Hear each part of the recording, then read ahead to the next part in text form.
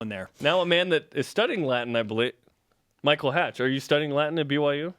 I was, but I decided to switch my major, so not anymore. Okay, Michael Hatch, sophomore That's not even standout true, is it? on the BYU men's volleyball team, top 5 nationally in blocks per set. Coming off 4 straight losses. 4! Okay, let's that backdrop. You enter the MPSF tournament and hand USC their most lopsided loss in the rally era since 2001. What happened? I think we were just sick of losing, and so we just needed to take out all of our anger out on someone, and USC happened to be Did you playing save us. any for the next match? Oh, yeah, we still have some left. Okay. Good. Did All you just right. quote A Mighty Wind, by the way? Have you seen that documentary? That No, mockumentary? but if I Have you did, heard of that? No. What happened? If you've seen it, you get it. If not, then I just look like an idiot. Or I just look like an idiot, period. Yep, I was I'll go with the really latter. impressed by the performance against USC. The one play that stuck out was the one where USC gave up on the play. You guys bumped it back over. They were there. That was on ESPN's Sports Nation, the brother or cousin to this program, yesterday. They got made fun of a little bit. That's the ultimate example, Michael, of playing to the whistle, isn't it? Yeah, that play was hilarious, and DY, give props to him for not giving up on the play. And I'll translate Devin Young. Devin Young. DY. And after that play, the crowd was just going crazy. It was the loudest I think I've ever heard the Fieldhouse before. So it was just awesome. I thought it was an ace. I called, and the ace. It goes up and hits the bottom of a speaker, and then you guys hustle, there's no whistle, and keep playing. Certain things are in and certain things are out. And this is explained, right, to both teams? Are you you're aware obviously of familiar what's with in, this, what's right? out? I'm honestly not really familiar. You just play to the whistle? I just play, and then Which is smart. yeah, And apparently, like the top of the speaker is out, but the bottom is in, or something like that. And that was the confusion. But ultimately, you just listen to that whistle. Yeah. Did the whistle blow or not? Yeah. And it did not. Listen, it's been a while since you've taken on UC Santa Barbara in a conference tournament or a federation tournament situation. You played the Gauchos twice, 05-11. BYU lost both of those times. What's the game plan against UCSB going in this time to make sure that trend ends? Well, we've played them a lot recently. This is going to be our 3rd time in like 3 or 4 weeks. So we've become pretty familiar with them. We kind of know what they want to do, and so we're watching a lot of film and kind of developing a game plan to go up against them. What's the game plan? The game plan? Dominate? Well, don't tell all of it. They might be watching. It's a secret. Otherwise, Okay, they might all right. know. Okay, fair enough. It was just 12 days ago when you last played them. It was on the road, but now it's in Provo. What kind of difference mentally do you guys have playing road games where you've had a losing record, which is the weirdest thing? It's been a long time since that's happened, versus home where you guys have been unbeatable dating back to last year, 24 matches in a row. Yeah, I think it gives us a lot of confidence because our crowd is awesome. So if ever we get down or whatever, our crowd can always bring us back in it. And then also other teams just can't serve here.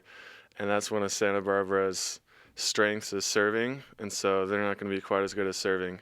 And so we know that's going to help us out a lot too. The altitude really does play a factor. Like a lot of times in football, you'll see Texas brought these Bane masks to try and get oxygen That in worked football. really well. That worked really well for them. They were trying to catch Taysom Hill and using those.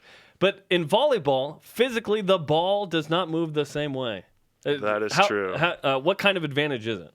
It's really a huge advantage for us because we're used to the balls, how they drop, how they float. And so we're all used to that, but the other teams, when they come up here, they're not. And so their jump serves that usually go in California are not dropping, and they're going out. And so then they have to sometimes float serve or do an easier serve for us. And so it helps us out a lot. And when we can pass well, that's when we're unstoppable. And so if we can pass well, things will be good. Michael That happened Hatch, Saturday. sophomore middle blocker for BYU men's volleyball on BYU Sports Nation, getting ready for the MPSF semifinal against UC Santa Barbara. We're talking about advantages and the home court advantage of the Smithfield House. What's bigger there, the crowd or the altitude? What do you think is a bigger deal? I think the crowd, because usually volleyball teams are not used to big crowds. At least in California, they'll get some people, but not like the Fieldhouse. And so I think with all that energy, it definitely helps us play better and kind of scares them a little too. Why do you think BYU, a place 4,500 feet above sea level in the state of Utah with no beaches in sight has the program and the crowd that it gets? It's random.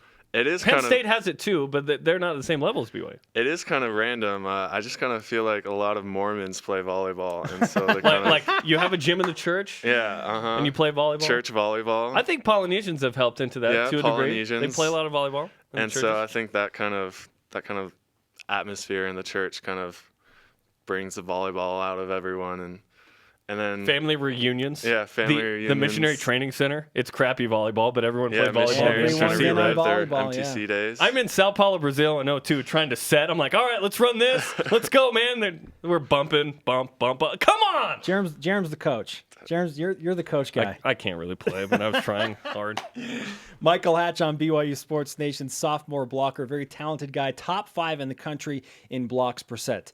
Michael, it's been a while since we've had a repeat champion in the MPSF. Which brings us to the stat of the day. It's the BYU Sports Nation stat of the day. Heck yes, it is. 10.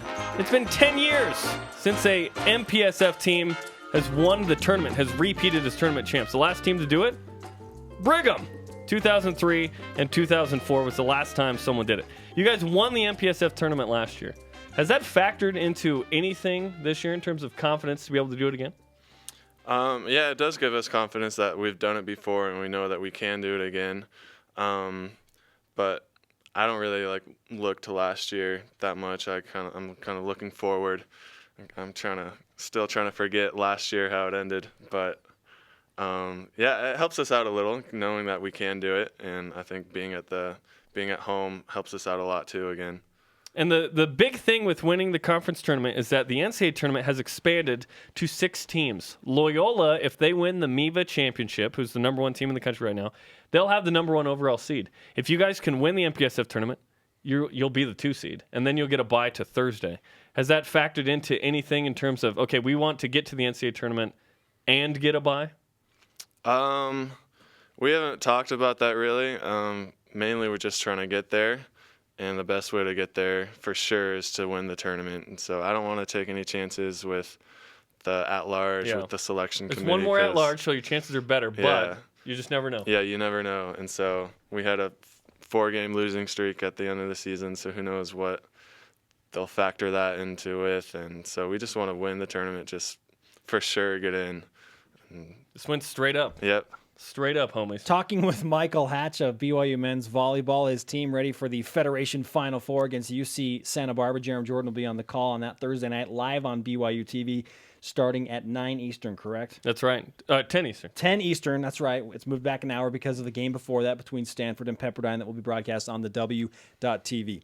Let me ask you about your outfit. I want you to explain this casual, laid-back approach that you and some of your teammates have with the hat on backwards and the button-up volleyball shirt. Where does the volleyball swag come from? I think it comes from growing up in California. I think that's where the swag comes from. Got flip-flops on. Yeah, flip-flops, and there's not too many times in Utah where you can wear this, so you need to take advantage of it while you can. Now is the time. Yeah, It has started. Robbie Sutton had his first career start Saturday for the injured Tyler Heap, who sprained his ankle against UCLA. He played unbelievably. Was that a surprise at all to the team of how he played? Because you've seen him in practice. He's been good in practice. But then he did it in a meaningful match. Yeah, it wasn't a big surprise because, yeah, we've seen him in practice. We know what he can do. He does that all the time in practice.